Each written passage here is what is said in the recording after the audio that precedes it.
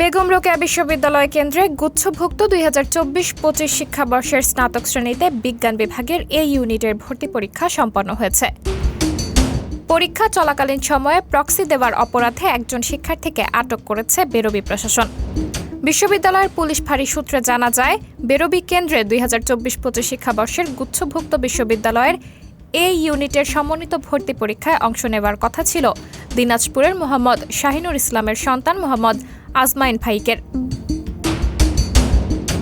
তবে শুক্রবার যথাসময়ে পরীক্ষা শুরু হওয়ার পর বিশ্ববিদ্যালয়ের প্রক্টরিয়াল বডি আজমাইনের পরিবর্তে নবম শ্রেণী পাস সোবহান নামের একজনকে পরীক্ষা দিতে দেখে তাকে আটক করে বিশ্ববিদ্যালয় পুলিশের ফাঁড়িতে নিয়ে যায়।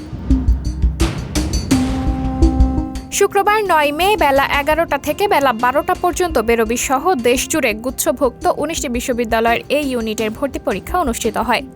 পরীক্ষার্থীদের নিরাপত্তা ও পরীক্ষার সুষ্ঠু সমাবেশ নিশ্চিতে প্রশাসনের পক্ষ থেকে বাড়তি নিরাপত্তা ও সর্বোচ্চ সতর্কতামূলক ব্যবস্থা গ্রহণ করা হয়েছে।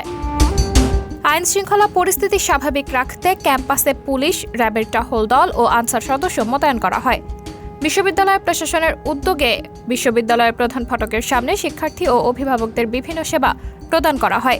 মেইন গেটের সামনে দুপাশে স্থাপিত ক্রিয়াশীল ছাত্র সংগঠনের স্টলগুলো থেকেও বিভিন্ন সেবা প্রদান করা হয়। সাবরিনা জলিল, সবার কথা।